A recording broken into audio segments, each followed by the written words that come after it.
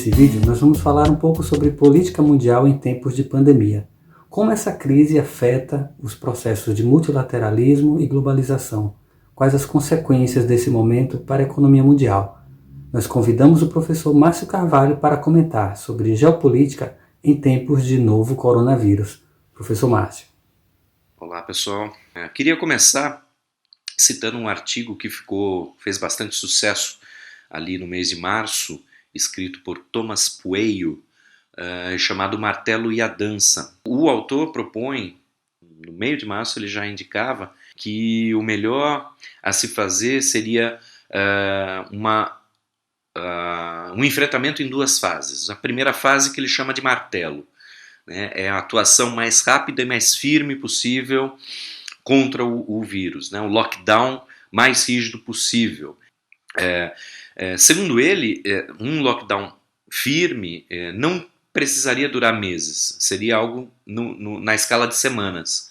E a partir daí, passado o perigo de você ter UTIs completamente colapsadas, a gente entraria numa fase de dança com o vírus. O que é essa dança? Bom, libera uma atividade, mantém uma testagem alta. Se o vírus começar a se espalhar de novo, você diminui essa atividade, fecha essa atividade. Vai fazendo controles. Isso pode durar meses, mas você vai tendo a vida retornando um pouco ao normal. Bom, de qualquer maneira, a reação dos países, cada país tem agido de uma certa maneira, uns mais bem-sucedidos, outros menos bem-sucedidos, mas o que a gente consegue ver como um padrão, uma única certeza em termos de cenário geopolítico, é um enfraquecimento do multilateralismo. O que é esse multilateralismo? É o fenômeno, por exemplo, de formação de blocos econômicos em que vários países se unem em torno de regras econômicas e comerciais mais ou menos comuns, como a Comunidade Econômica Europeia e os BRICS, né, Brasil, Rússia, Índia, China e África do Sul, por exemplo. Outra característica desse multilateralismo foi a emergência de organismos mundiais lá atrás, no pós-Segunda Guerra Mundial. Organização das Nações Unidas, ONU, Fundo Monetário Internacional, FMI, a própria Organização Mundial de Saúde. Na última década, tudo isso aí já vinha sendo enfraquecido, né? Os BRICS hoje estão muito mais dispersos, têm muito menos ações em comum do que 10 anos atrás, quando se imaginava, inclusive, a criação de um banco próprio dos BRICS. A Comunidade Econômica Europeia vem sofrendo a desconfiança de certos membros, e o próprio Reino Unido já saiu com o Brexit, né? Os Estados Unidos agora retiraram apoio financeiro à OMS. Então, em paralelo a todo esse enfraquecimento dos organismos, a China vem crescendo muito nas últimas décadas e, ao mesmo tempo, os Estados Unidos da era Trump estão abrindo mão do seu protagonismo mundial.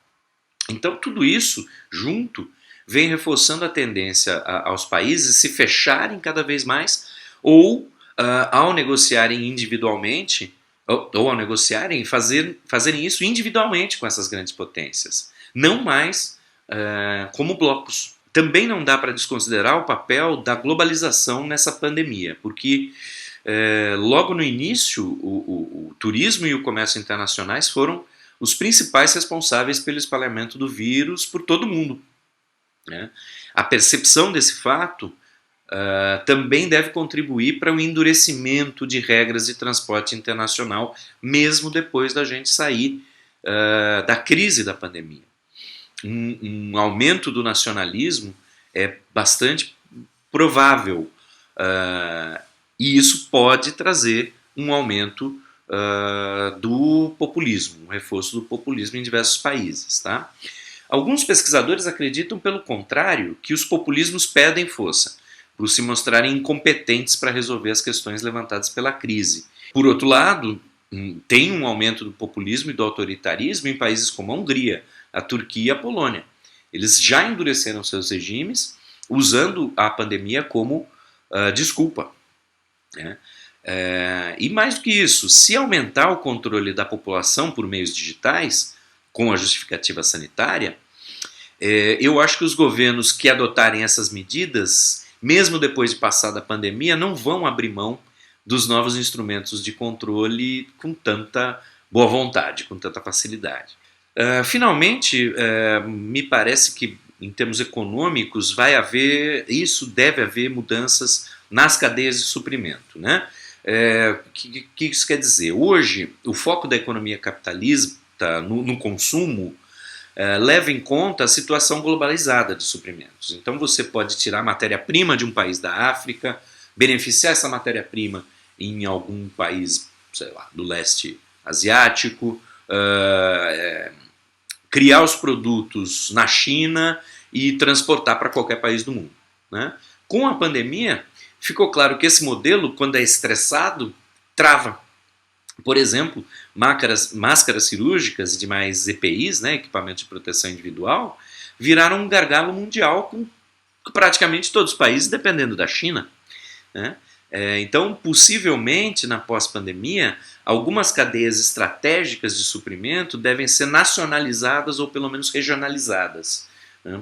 Você diminuir a dependência que o mundo hoje depende industrialmente da China, né? Isso possivelmente países e blocos vão tentar mudar um pouco isso, tá? Bom, acho que é isso por hoje. Lembrando que tudo que eu falei até agora diz respeito a países que têm governantes responsáveis e com alguma visão de futuro, tá ok? O que talvez não seja o nosso caso, infelizmente. Um abraço.